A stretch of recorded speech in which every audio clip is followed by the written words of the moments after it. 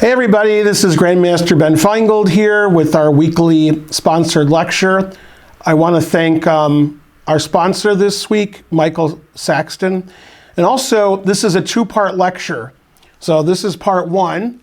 Part two, it isn't necessary to be at part one and part two. They're separate lectures and they're not necessarily connected to the previous one, but they're both on isolated queen-pawn positions.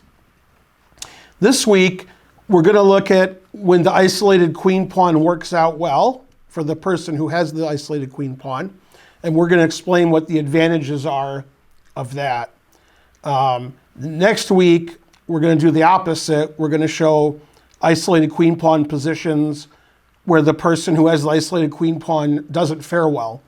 And we'll explain what the difference is between the two, why sometimes it's good and sometimes it's not. Now, personally, unlike most people, I don't mind having either side. I'll take an isolated queen pawn and I'll play against an isolated queen pawn. C'est pas différence. And I guess for myself, just personally, if I had to pick one, in an equal position, I would pick having the isolated queen pawn because it's more active. And the deficiencies of the isolated queen pawn are longer lasting and take a longer amount of time to punish than if you have an isolated queen pawn and you punish your opponent, which we're going to see today. And I have 5 examples. Hopefully I can get to all of them. And I didn't show the opening in any of them. I just started from the isolated queen pawn position so we could concentrate on that. Basically, any opening can lead to an isolated queen pawn position, all of them. And the most common would be the Queen's Gambit accepted, the Nimzo Indian, the Tarash, semi-Tarash, Karo Khan. And also, sometimes white has the isolated queen pawn, which actually is every instance today, and sometimes black has it. And when you win and you have an isolated queen pawn, typically those are quicker. I'm not winning a 95 move endgame because I have an isolated queen pawn. That's not why that's good. And so these examples, for the most part, the game's over between moves 20 and 30 because the side with the isolated queen pawn has grabbed space in their opponent's position and they're taking advantage of that. Okay, the first game is Geller versus Suetin, top Russian players, although both past their prime. And I've actually played Suetin. God, when did I play him? I played him in the Netherlands 35 years ago, and I won too. And I've never played Geller, but I have seen him at a tournament or two. Geller's a little before my time. Okay, so white takes on e4. So this is the starting position of the isolated queen pawn. And the advantage that the isolated queen pawn person has, who has the isolated queen pawn, is they're attacking or defending square. Whoa, that's a drunk isolated queen pawn. Squares in the opponent's position, and that gives outposts typically for knights, but occasionally bishops, but typically knights. So in a position like this, white's looking forward to playing knight c5 or knight e5, which we're going to see probably in every game. And when you have an isolated queen pawn, typically black has a pawn on e6, and occasionally you play d5 and you trade, and occasionally you play d5 and sacrifice your pawn. Now, the problem with having black in all of these positions is the lack of space and the lack of a good square for the white squared bishop. So most isolated queen pawn positions that occur out of well-known openings, like the ones I mentioned previously, black has this bishop here and tries to play bishop d7 to c6, or moves the b pawn and tries to play bishop b7. Now, some isolated queen pawn positions are just equal. The engine says all zeros. And some of them it says, one side's better. And typically you would look at other factors. So in this position, white's obviously better. If white's not better here, you better not take an isolated queen pawn position, because this is about the best you can get. Because this is a terrible square for the queen. It's lined up with the bishop here. So white's already threatening d5, attacking the queen and the knight. Black has to stop that. White is already ready to go to the open c file. White's ready to play knight c5. White's queen can go out to several good kingside squares, which is typically what we want to do in isolated queen pawn positions. We want to attack. Now what black wants to do, which he's going to do next week, because this week he's going to get crushed. What the opposing side wants to do that doesn't have the isolated pawn, you want to blockade the pawn, and you want to trade pieces and go into an endgame where you have a better pawn structure and your opponent is just defending their pawn. Now the other reason white has a good position here is white's castled and black hasn't. So white's ahead in development, white's threatening d5, white has the two bishops, white's already castled, white's ready to play rook c1 and take the open file, black is not ready to do that. And it's not clear where this bishop should go. Okay, and this may be explained possibly by the fact that Geller was a superior player to Suetin. So, white's doing well. Now, in the games I'm going to show you today, I'm not going to cheat and make the player who wins 2,900 and the player who loses 1,400. I'm not going to do that. These are all grandmasters and they're all famous players. And in some cases, you would consider the person who lost to be the better player. Because I'm trying to teach you about isolated queen pawn. I'm not trying to prove that player A is better than player B. But okay, here Geller's a better player. So Suetin moved his queen, and the problem when you have an isolated queen pawn, that means since you don't have any pawns next to it, which makes it isolated, see? That means we have a possibility to have open and half open files, which we do, which means if you don't like the queen on b6, which you don't, because here comes d5, and you don't like the queen on a5 because it's hanging, typically you don't like the queen on c7 because rook c1 and the rook is opposite your queen and your knight's pinned. So typically you wouldn't like that either. So Suetin played queen d8. Okay, so he gets his queen. Now, not only does this help his queen, but I was telling you earlier, black has a problem with this bishop, so maybe he can move his b pawn and play bishop b7. Yeah, maybe. Okay, now, what a lot of people do wrong when they play chess is they always do the same thing. They're like, this is how I play. And I'm like, well, in that position, don't play like that. In that position, the other one, then you can play like you normally play. So in isolated queen pawn positions, when you have the isolated queen pawn, you want to play aggressively. You want to attack. You want to force weaknesses. You want to take open files. You can't just make random, boring legal moves and let black blockade on d5. Maybe black's going to play knight here, and then Finegold his bishop and castle and put his rook on the open line. Eventually, black is going to be better. Eventually. But eventually isn't happening today. Today, eventually doesn't happen.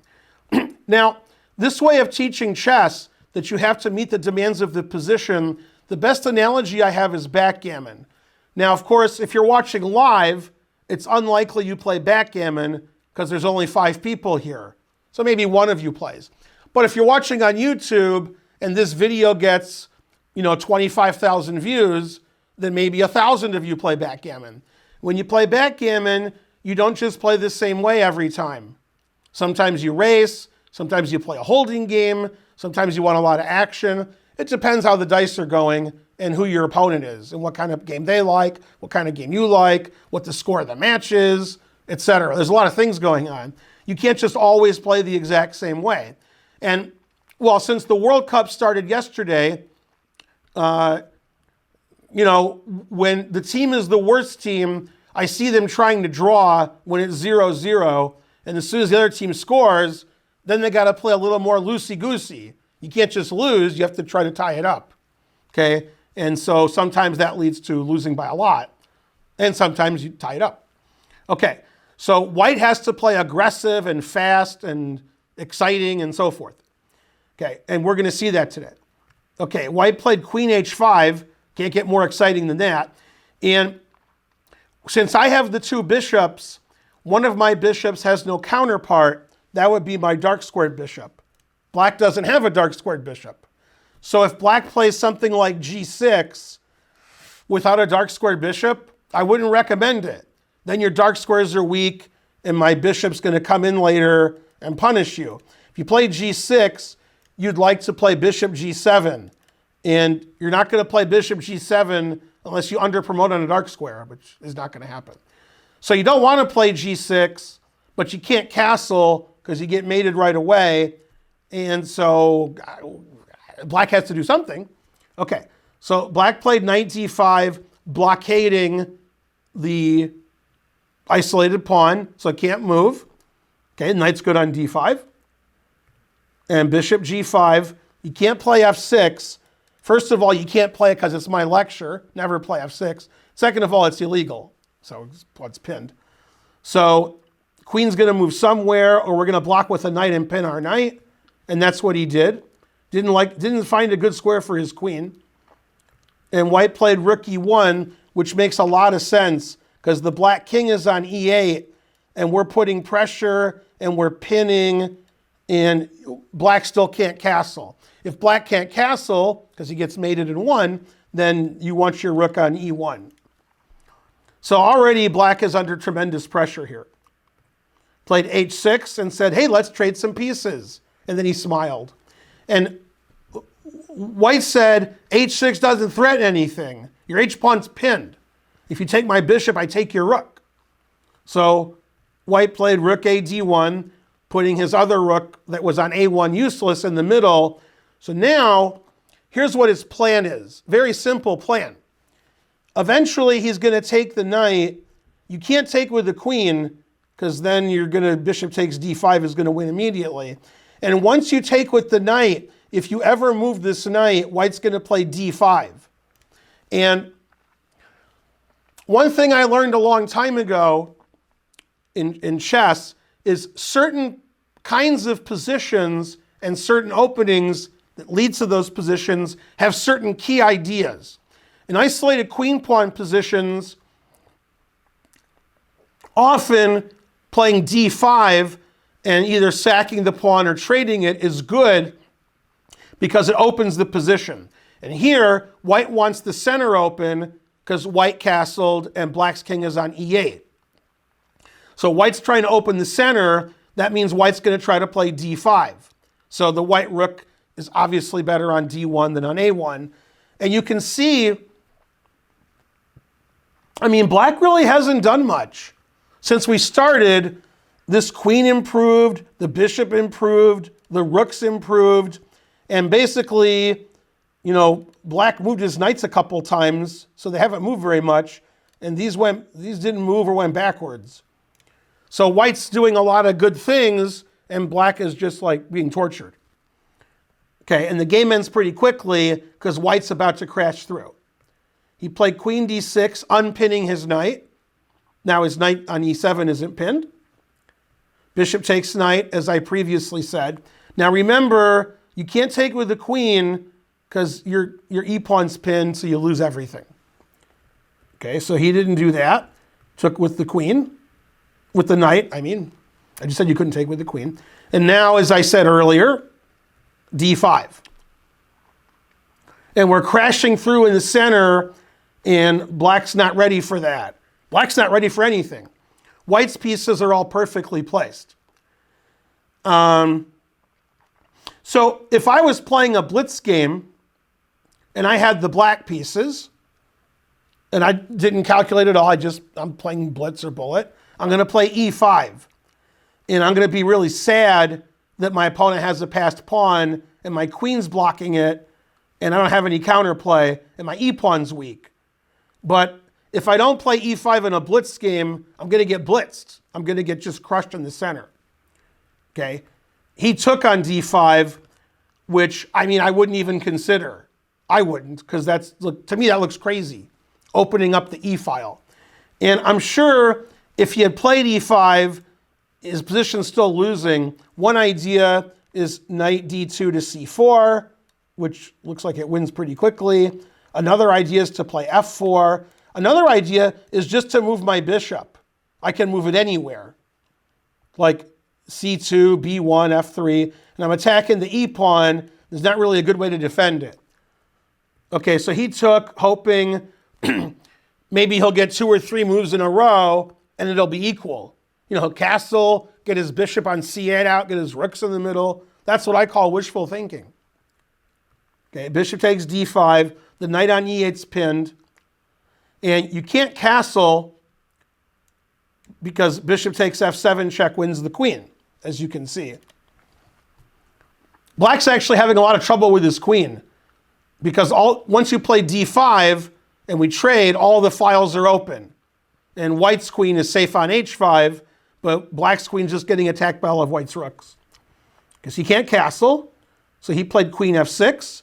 I was complaining earlier that his queen was misplaced. Now, not only did he get his queen to safety, but he stopped, bishop takes f7 and queen takes f7, or so he thought. So it's a twofer. I save my queen and I save f7. Okay, unfortunately, since all of white's pieces are perfectly placed and black's pieces are either on the first rank or the knight on e7 is pinned, white is winning immediately. That's the best way to win, immediately.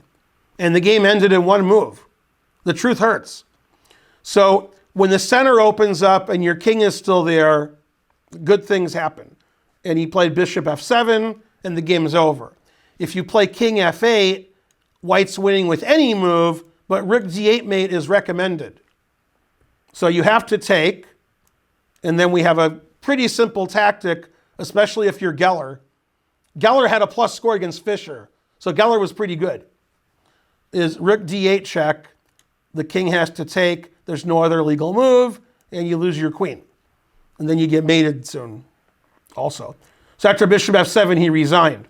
And you're going to see today when white plays correctly with isolated queen pawn and black either doesn't defend well or has a bad position to start, the game ends really fast. And when you have an isolated queen pawn, you want to attack quickly. You want to take advantage of the squares that you have control of in your opponent's position and their passive position. And in the long run, the person who doesn't have the isolated queen pawn will eventually have a good position, but you have to get to the long run. If you don't get to the long run, then you lose in 20 moves because you're too passive. Okay. Okay, and this was a c3 Sicilian, so I've probably had white in this position before. And this is the game Tal versus Dzindzichashvili. Tal, former world champion. Dzindzichashvili's beaten Tal before. I know he has, because in 1999, when I played in the US Championship, one of my opponents was Dzindzichashvili. With a name like that, you know they're good. And I looked in my database, and I noticed that he had beaten Tal. And I said, if he beat the world champion, how am I going to beat him? How am I going to draw him? I ended up drawing, but still, I was scared. He's beaten a lot of the world's top players. Now, the funny thing about this, I think it's funny, you may have a different sense of humor, is this is a blitz game. Okay, and in a blitz game, if you have a kind of position where one side is attacking and trying to win quickly, the other side is trying to trade all the pieces and have a better end game. In a blitz game, it's going to be advantageous for the person attacking, because you can't defend properly in a blitz game. You just play the best you can. So if one guy's attacking, and your goal is to get a better end game, which could be possible in a slow game, it's unlikely in a blitz game. Okay, well, Dzindzichashvili is pretty good. He was number 10 in the world at one point. So, okay. So they developed their pieces, as was the style at the time. Rook e1, the rook goes on the open file. Notice black has this problem with the bishop again, and white's pieces are all very active. With this pawn here and this pawn here, which gives white an isolated pawn, the good thing for white is this bishop is blocked and this bishop is not, which we saw last game. Castles, bishop g5, rook to d8, very reasonable move, putting pressure on the isolated pawn. Now, you have to know an important trick that has happened many times in amateur play. At Super Grandmaster play, it's pretty rare. It's if you take the isolated pawn, if the king is castled, this move wins the queen, because the queen is attacked, check. And if you haven't castled, like in this position, if you, let's see, whose turn is it? Yeah. If you take the pawn, then I check you on b5. And that's check, and you lose your queen. Okay, so now Dzingi wanted that pawn, so he played rook d8. Now he can safely take the pawn, perhaps. Perhaps. Okay, white played queen e2 and said, take the pawn, I dare you. And Dzingi said, nah, never mind. I don't want to take it. Now, of course, you can take that pawn. You can do it. And it's not like white has an immediate win, but it's very dangerous for black because the queen is out in the open and black isn't developed on the queen side. And in my opinion, this is my opinion, if you're going to play rook d8, you should take that pawn, even if it's bad. Because you played rook d8 to take the pawn, and Tal's like, take my pawn, I dare you, and he did not dare. He played knight b4. He wants to blockade the pawn, okay, and he wants to take this bishop on d3. So he played bishop c4 and said, you can't have my bishop. Bishop to d7, rook d1, bishop c6. The bishop got to a good square. Knight e5. And this is typically what you want. You want a knight on c5 and or a knight on e5. More common is the knight on e5. It's not so easy to get a knight on c5, and it's not as strong. Knight on e5 is better. And the reason we have knight on e5 is because of our isolated pawn. It's defending the knight on e5. You can't play knight e4. You don't have a pawn defending that. It's just hanging. So white got what he wanted. White got all of his pieces out. White put them all in the center. White has an outpost for his knight. And black got his bishop out. And black's blocking d5. So everybody's happy. It's like these guys are good. Okay, bishop d5. He said, let's trade some pieces. Trading pieces sounds like fun. And Tal said, I'll trade bishop for knight, but I'm keeping my two bishops. Now in this position, black could also have an isolated pawn, but it wouldn't make sense now because he traded off his white squared bishop. If this bishop was on c8, where it used to be, I would seriously consider taking with the pawn so my bishop can get out. But I already traded my bishop, so I want to have my opponent have the isolated pawn, not me. So he took with the knight. And he's like, I blockaded the pawn, I developed my pieces, I castled, what's the problem? And his opponent said, no talking. And then he said, it's a blitz game, I can talk. I'm guessing the players were talking. I know these guys, yeah, probably they were talking. Okay, rook d3, Tal does a rook lift. I told you you should attack when you have the isolated pawn. He wants to put his rook over to g3 or h3 and attack the king on g8. H6, he says, let's trade some pieces. He says, no, we're not going to trade pieces, and I can't let you play knight f4, forking my rook and queen. So you can't play bishop h4. And he could have played bishop d2. In fact, I probably would have played bishop d2, but I'm not tall. He played bishop c1. And the problem with h6 is it creates a weakness. You really don't want to play h6 unless you have to. The reason is when white plays rook g1, he's already threatening bishop takes h6. So it's a little loose in there for black. Played rook c8, rook g3, threatening bishop takes h6. King f8, he says, no, you can't do that. Bishop to b3, getting his bishop off of attack. Rook c7, queen f3, and rook c8, threatening the bishop on c1. And even though this was a blitz game, tall is still tall. Bishop d2. See, I would have played bishop d2 earlier. a6. And now Tall said, "You will know my name is the Lord." And then Tall died like 5 minutes later. But, you know, he was good at chess. He wasn't good at being healthy. And here, White's basically done everything he can. I mean, he got his rook to g3, his queen's on f3, his knight's on e5, his rook on e1's on the half-open line, his bishop on d2 is attacking h6. What more do you want him to do? So he said, okay, time to be tall, and he sacrificed his rook. And you have to take the rook. You can't let me take a pawn like that for free. I'm threatening bishop takes h6, rook takes f7, check. So you have to take it. Then bishop takes h6, check. And I think in this position, black has to give up his queen. But I understand not wanting to give up your queen. I don't want to give up my queen. Okay?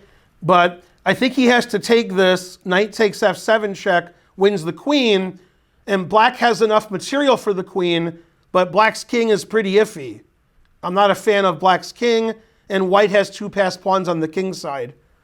And the e6 pawn's probably going to fall. It's not good. Okay, so he played king h7. Obviously, if you don't take the bishop and you don't play king h7, if you play something like king g8, queen g3 check, and queen g7 mate. So king h7 seems like the best way not to take the bishop. And then queen h3. And white just has everything attacking black's king. And black's pieces, for the most part, are over here on the queen side, not defending his king. And with the three pieces attacking the black king, and it was a blitz game, he's supposed to defend in a few seconds. And man, did he not defend well. God damn. He played knight g8, like the worst move. And probably he thought the bishop would retreat with a discovered check, and then he would play king g7. But this game was played, 30, 40 years ago. He didn't realize one of my famous sayings, always play bishop f8. That stops the king from going to g7. So that's the end of that. That's it. So white sacked a rook. He sacked a bishop, which if you take it, you lose your queen. The black king had no cover, and the game ended. It's going to be mate in 2. He resigned. I guess he could do mate in 3. I didn't see bishop h4. He could actually last 3 moves. Wow. That's better than I thought. Okay, so even in blitz chess, Tall was tall. Sacking his rook, sacking everything, and mating his opponent brilliantly. And why did white get a good attack? Because he had the knight on e5, he got the rook on g3, he had the 2 bishops, and black, who was trying to get counterplay on the queen side and blockade, didn't have enough defense of his king. Didn't trade enough pieces. Only traded 1 set of pieces. White's other pieces were all good. This is why I like the isolated pawn. I prefer winning in 20 moves to winning in 95 moves in an endgame, which I never win. That could just be a me thing. Okay, and this is the game Botvinnik Vidmar. Vidmar was a bit past his prime, I would say, at this point. Botvinnik was in his prime. This was in 1936, I believe. And this was a queen's gambit declined, and black just took everything. C takes d4, d takes c4, and we got this isolated queen pawn position. Once again, bishop's not very good, and we have knight e5 coming. White has a lead in development because the bishop isn't getting out. Okay, knight b6. He wants to blockade on d5. Bishop saves itself. Bishop d7. He gets his bishop out. Queen to d3. Knight d5. Knight e5. Typical. Everything is typical for this variation. Bishop c6. Now, a lot of you like pawn structure and you like bishops, which I like pawn structure and I like bishops. However, it's rarely correct to play knight takes c6 in these positions because the knight on e5 is so good. And you can just play knight c6 later if somehow your knight's getting kicked out. But the knight is so good on e5, we don't want to do this. And then once he takes this way, there's the blockade of the d pawn is forever. Without the pawn on c6, we can hope later to play d5. We can hope. But okay, without the knight on e5, we're not attacking very much. And we don't want to trade pieces. Okay, so rook d1, knight b4 attacking the queen. And according to sources that I read, this is the losing move. And if my student played knight b4, I don't have any students because I don't teach. But if I did, I would yell at them. I'd say, that knight's great on d5. Why are you moving it? Forcing the queen to a better square. And the reason they played knight d5 is to put other pieces on d5. But we're losing tempi doing this. Now the queen went to h3, and you can see we're attacking all these sweet spots here. We have a lot of attack here on e6 and f7. Later, when we kick the knight out, a3, we could play bishop c2, and we're attacking h7. So I don't like this move, knight b4. I like the queen on h3 because it hits 2 points here. And I like that the queen's not on d3, so my rook is opposite your queen. I like that. I like when my rook's opposite your queen. Okay, bishop d5. Very similar to the last game. Knight takes. Knight takes. Very similar. Giving up the bishop, but to trade pieces and get this really solid position. And Botvinnik played f4. Now, Botvinnik was known as a strategical player, and f4 looks super aggressive and not strategical, but it is strategical. He wants to play f5. And earlier, I was talking about the two bishops. I think that was game 1. And I said, I have a dark square bishop and you don't. That was the Geller game. Well, here, I have a white square bishop and you don't. So I want to play f5. And I want to hammer you on e6. And if you take on f5, you're weakening your defensive d5. So f4, f5 is actually very reasonable. Rook c8, doing nothing but getting the rook out. f5, I'm threatening to take on e6 and win right away. So he took. Rook takes. And all my pieces are just perfect. I couldn't put my pieces on better squares. They're just threatening so much. They're putting too much pressure on you. And without the pawn on e6, black's position is just going to fall apart. The bishops are doing too much to the knights. And the knight on e5 is... And you would have told me 3 or 4 moves ago that black's position on d5 was unassailable. There was a bishop there, a knight, another knight, a pawn. And by trading pieces and playing f5, we've gotten rid of a lot of the defensive d5. The knight on e5, solid as ever. Queen d6, knight takes f7, winning the house. Even though Botvinnik wasn't known as a great tactician, this was easy to him because I don't want to play king takes. Man, I don't want to play king takes because then my knight's pinned and lose all my pieces. If I play rook takes, I'm undefending my rook on c8. So then all kinds of tricks work because I have queen takes rook check on c8. So knight takes f7 just totally wins. He took with the rook. Bishop takes f6. I got no help. I can't suggest anything here for black. Every move is terrible. If you take with the knight, for example, I would probably take. then I would take on f6, and then I would take on c8, and I'm up the exchange, and your king is no good. So he took with the bishop. Rook takes d5. Bishop takes d5 is also winning, but rook takes d5 is meaner. That's the mean move.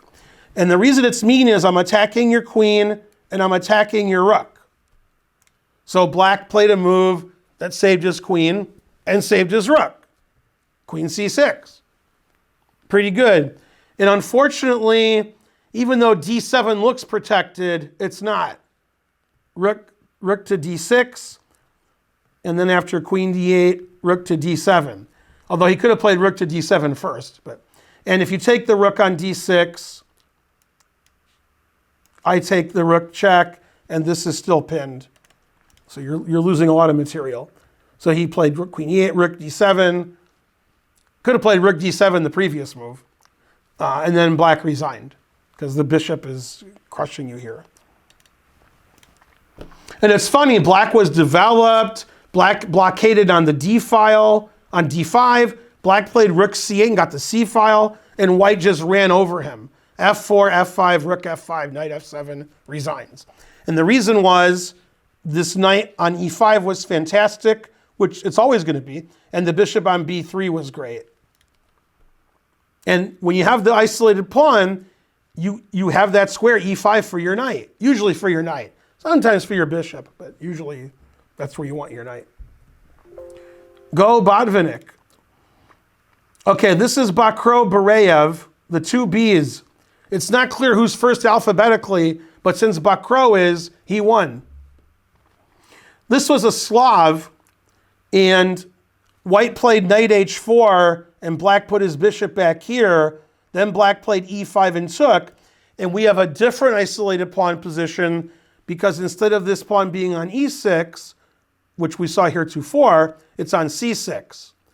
And that's good for white and good for black. Depends on your point of view, depends how the game goes. It's good for white because my bishop is really good because there's no pawn on e6 blocking it. And it's good for white because my rook on e1 is on an open line instead of a half open line. And with my knight on h4, maybe I can play knight f5 at some point, which is hard to do with a pawn on e6. Now it's good for black because black's bishop isn't trapped. Black's bishop is always like, I can't get out. Now the bishop can move. So both sides have advantages.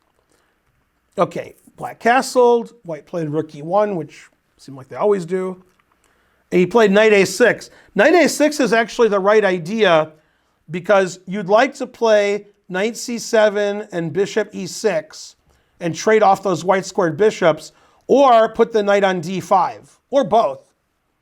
So actually playing knight a6 to c7 is a common idea in this pawn structure. Bishop g5, knight c7, queen b3. White plays super aggressive. Puts the rook on the open file, puts the bishop half pinning the knight, puts the queen and bishop and makes a battery. Every move, a different piece in an aggressive posture. And in this position, we can't take the hanging d pawn because our bishop is hanging on e7. So he can't do that. So he played a6, a very poor move. Trying to play b5, I guess. Kick the bishop off the diagonal. And white played a5, positionally very bad for black. You can't play b5 because of the en passant rule. Even back then, they had the en passant rule. Can you believe that? Okay, so he played rook b8, but this is just terrible. a6, rook b8. It's not dealing with what white's doing. Rook a d1. And in each game we've seen where white's doing well with the isolated pawn, he's getting all of his pieces into the game, and black is having trouble doing that because this pawn is controlling squares in the territory. I have the open file, and you can't challenge it with rook e8 because my queen and bishop battery on f7. So this is clearly already lost for black, and black made like one or two like inaccurate moves. He played knight d5, as they always do. Knight takes d5. Which way do we take? I think if you take with the pawn, you just lose a pawn. Actually, I think you have to take with the pawn, even if it's bad. But he played knight takes, which is a blunder, which is good for us because it loses right away. But he definitely had to play pawn takes.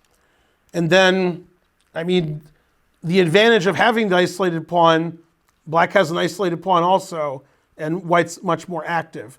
Probably white would go bishop d3 and put something on f5. Knight takes d5, loses immediately. Black was trying to trade pieces, but black forgot a very important rule. And that rule is always sack the exchange. Rook takes e7. I've done this countless times in blitz games. When you play rook e7, knight e7, and you're pinning the knight, it's almost always correct. Okay, which it is here because white's all over black. Queen a3, threatening the knight. You can't let me take the knight for free. So he plays rook e8. You can't play f6. Never play f6. And it's illegal. My bishop's pinning it. So rook e8's forced. Rook e1. And this was a great part of the game, which I'm assuming Bacrot saw when he sacked the exchange. So here, it looks like black just loses. I mean, black's pinned and tortured and so forth. And in this position, Bareev tried a tactic. He played queen takes d4. He said, I win a pawn. You can win my knight on e7, but I'm attacking your bishop. And I want a pawn, and you've already sacked the exchange. So black's a lot of material ahead here. And black's threatening the bishop on c4. And also there's some back rank issues for white. Got to be careful you don't get mated with white. Got to keep this rook here. Okay, and I'm hoping that Bacrot saw when he sacked the exchange this move, that he saw it back here. When he played here, he saw this, and saw what he was going to do here because it's beautiful. I hope he saw it and he didn't just think it up now. We'll never know unless I see him, then I'll ask him. Bishop takes f7 check. And the game's over. It's very similar to the Geller-Suetin game. Bishop takes f7 check and the game was over. It's the same. And also it's the same, boo, you didn't get your pieces out. Okay, well, if you don't take the bishop, I'm going to take the rook and I'm ahead a lot of material. If you take the bishop, which he didn't do because he resigned, if you take the bishop, it's just checkmate. The king has nowhere to go. And if you trade rooks, this is the only legal move, and then that's mate. Truth hurts. That knight on h4 was actually doing something. It was stopping king g6. So after bishop takes f7 check, Bareev resigned. And Bareev is a pretty good player. He was top 50 in the world for a long time, probably top 20. But he never got his pieces active. Queenside pieces stayed put. And the isolated queen pawn simply wasn't bad for white. Okay, last but not least, Kamsky short. This was the match where they almost got into a fist fight. They don't like each other. Kamsky and short. They played a world championship candidates semifinal match for the PCA. This is before you guys were born. There used to be a competing organization with FIDE. And that was when Nigel and Kasparov played their own match instead of playing under FIDE auspices. And then there were like two world champions for a while, and it was confusing. Anyway, the PCA, Professional Chess Players Association, they had their own candidates tournaments at world championships and so forth. And this was the game Kamsky short. This is when Kamsky was good. Also, short was good. But Kamsky was really good. Although short was really good. Okay, this was a Nimzo Indian, and they got an isolated queen pawn position. And short said, why is my bishop on b4? And put it on d6. Knight e4. Then he went back to e7. a3. a3 is a typical move, which we haven't seen a lot of, because we're stopping black from putting a knight on b4. That makes it easier to play bishop c2, queen d3, and deliver checkmate. Otherwise, knight b4 is annoying. Castles, bishop c2, rook e8, queen d3. See, I told you. g6, he says, you're not mating me today. And Kamsky said, give me a second. Bishop h6, b6, short tries to get his bishop out. That's the problem piece. Rook d1, bishop b7, rook e1, rook c8. So this is typical isolated queen pawn. White's very active. White's moving a different piece every move. And black is very solid and has blockaded on d5. The problem with black's position is he didn't trade anything. With all the pieces on the board, this means white has good chances for an attack. Kamsky, not known as an attacking player, known as the strategical player who will maneuver and beat you. Possibly when he played me a few years ago in Atlanta, possibly. Bishop b3. The bishop isn't doing anything on c2 anymore because black played g6. a6. Knight g3. He plays knight to b8. Very suspicious. Trying to gain further control over the d5 square. So he's unblocking his rook and his bishop. And his knight's going to redeploy to d7 and then probably f6. Queen f3, plays rook c7, defending his bishop. You can see there could be a tactical trick here. For example, if knight f6, knight takes f6 check, and queen takes bishop. So he plays rook c7. That not only defends his bishop, it defends the whole second rank here, in case some tricks happen. Speaking of tricks, what did I miss? Knight h5. Very aggressive, very simple tactic. If you take it, queen g3 check is going to be mate, like in the Dzindzichashvili game with Tal. If you don't take it, what I'd like to do is get rid of this knight and then put a knight on f6 with check. This knight's defending right now, but I can take it. So Nigel played knight to d7, defending f6 again. So we can't get our knight on f6. Kamsky played h4. He was hoping this would get captured so his knight could go to d6, threatening everything. Threatening the rook, threatening the bishop, threatening queen f7. So we can't let him play knight d6. So he played knight f6, and Nigel said, let's trade pieces. Okay? And when you have the isolated queen pawn, you're trying to attack, which obviously Kamsky is doing. And when you play against the isolated queen pawn, which we're going to see more next week, successfully, you try to trade pieces and get a better structure, a better end game, a better middle game. And so far, Nigel hasn't traded anything. Nothing's been traded since we started. Okay, knight takes f6, knight takes f6, and finally the cruncher. And this move is so strong, it's hard to believe. Now, the gawking rabble on the internet, they're gawking rabble, so I don't know. They said after the next move, their engine said white was +8.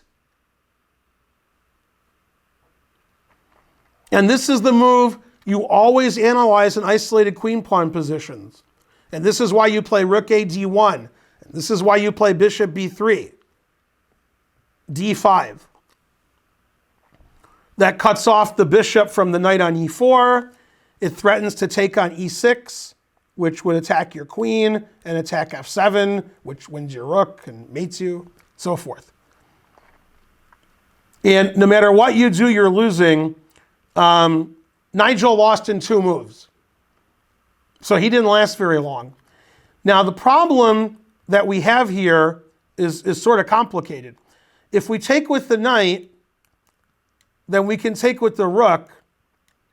And the problem is, if you let me play knight f6 check, then you're going to get mated. Queen g7 mate is hard to stop. So you got to be careful which way you take on d5, because I'm going to either play knight f6 and win, or I'm going to win with rook takes here if your queen's not defending your rook. And even if your queen is, there's positions where your queen defends your rook while I'm still doing that. For example, let's take with the pawn. Knight check, rook takes, queen takes, etc. You can't play rook c1 check, because I could take it, but I wouldn't take it. I'd play king h2. And I have this unstoppable mate still. Okay, so Nigel thought he figured out a defense. He played knight takes e4. He stopped knight f6 check forever. He got rid of the knight. And if there's a book on Zwischenzugs pronounced correctly, intermezzos, this position would be on the cover. Instead of taking on e4 with the queen or the rook, we don't take the knight on e4. We play d takes e6. And now we're threatening the queen, and we're threatening to take on f7, and then that's, diabolical. It's so good. So white sacked a piece, but white's threatening rook takes queen, e takes e7, and he's also threatening queen f7, followed by mate on g7 with either piece. That's a lot of threats. So Nigel gave up his queen. He played f5. He stopped e takes f7. He stopped queen takes f7. For people who aren't used to en passant, they're like, can I take that en passant? And the answer is no. I was in a class in St. Louis about 10 years ago, and it was a beginner's class. And I was teaching en passant. And in a very similar position, a student said, can I take that en passant? I said, no. And they said, but I want to. I agree. I also like to take that en passant, but can't. Okay, so he took the queen back, rook to d1, and I'm up a queen for a rook and a piece, but also your king is no good. I have a passed pawn on e6, and you really don't have anything. I mean, white's just completely winning. So Nigel resigned. And this match, Nigel really got crushed. If look at all the games in the match, this was a typical one. Kamsky won the first 3 games and never looked back. Yeah, Kamsky used to be good. Now he complains a lot. Also, Short used to be good. Now he complains a lot. I should complain more. Anyway, those were good examples of having the isolated queen pawn, getting a big attack, and winning the game quite easily. Most of the time, when you have the isolated queen pawn and you win, it's because you're playing aggressively and your opponent can't defend. If you're going to win an 80-move endgame, we'll see some of that next week, playing against the isolated queen pawn, where the side with the queen pawn doesn't get an attack and just has a weak pawn and eventually loses because of it. If you want to sponsor a lecture, contact my wife, Karen. Go Karen. Karen at atlchessclub.com. I want to thank our sponsor this week and next week, the 2-part lecture, Michael Saxton. Thanks for sponsoring the lecture. Thanks to everybody who watched live. Thanks to people on YouTube for watching. And I'll see you guys next week. Bye.